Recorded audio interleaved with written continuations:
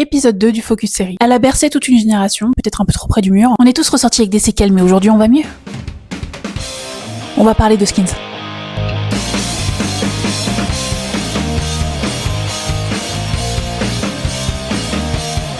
En plein dans l'ère des séries trop mignonnes pour ados, la période Gossip Girl, The O.C., 90-210, Les Frères Scott, H2O, Smallville et toutes les séries Disney avec Miley Cyrus et Selena Gomez, on mangeait bien, on était heureux, on bavait sur les riches et les créatures fictives. Quelle époque bénie. Et là, les Anglais débarquent en 2007 avec un nouveau projet pour Company Pictures créé pour la chaîne E4, une série qui sent la sueur, l'alcool, le vomi, le tabac froid, les larmes et les mauvais choix. Skins, c'est 7 saisons et 61 épisodes. Un turnover toutes les 2 saisons, changement de casting, de thématique mais toujours dans le même lycée. Chaque épisode se focalise sur un personnage avec sa problématique, son traumatisme. Brian Elsley et son fils Jamie Brittain ont une promesse, montrer l'adolescence telle qu'elle est vraiment. Pas de gosse de riche, mais la réalité brute du quotidien d'adolescent de la classe moyenne à précaire. Ils développent les questions d'addiction, de troubles alimentaires, de maladies mentales, de violence, de sexualité, de misère sociale, de vie familiale. Skins n'a rien inventé, mais l'a très bien revisité à sa façon. Il emprunte le même chemin que Kids, Elephant, Paranoid Park, This is England, 13, Christian F. ou les séries Degrassi, Queer as Folk et sûrement d'autres. Dans la presse et les foyers anglais, on accuse la série. Incitation à la débauche, mauvais exemple, provocation gratuite. Ça va jusqu'au Parlement britannique où certains députés réclament l'interdiction de diffusion sur les chaînes publiques. Oh,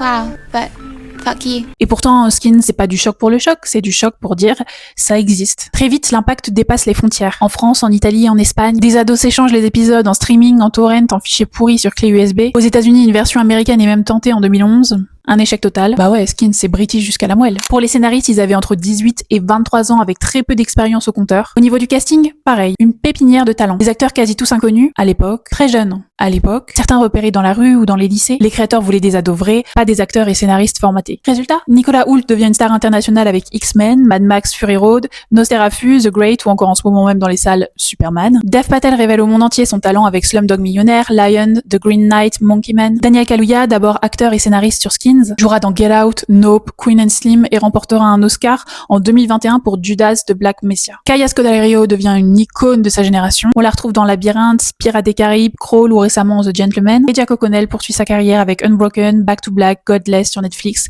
et Sinners et 28 ans plus tard actuellement en salle. J'ai cité les plus connus mais ils sont énormément à avoir continué l'acting. Freya Mavor joue régulièrement dans des films français. Joe Cole interprète un rôle récurrent dans Peaky Blinders depuis 2013. Anna Murray et Joe Dempsey sont passés par Game of Thrones. Luc Pascalino dans Snatch ou Snowpiercer, etc. Mais encore plus que les carrières, c'est l'esthétique et le ton de la série qui ont marqué. L'image crue, presque sale, les silences lourds, les scènes de fête filmées comme des bad trips, les personnages ambigus, cassés et même leur style vestimentaire et maquillage. On retrouve des traces de Skins partout aujourd'hui. Euphoria, bien sûr, qui est comme une version HBO de la série Skins, mais avec un fil violet et un budget parfum Dior. Sex Education, qui assume son côté british, plus sexualité, plus complexité ado. 13 Reasons Why, même si c'est très américanisé. On sent la tentative de parler frontalement des sujets tabous. Skins est devenu la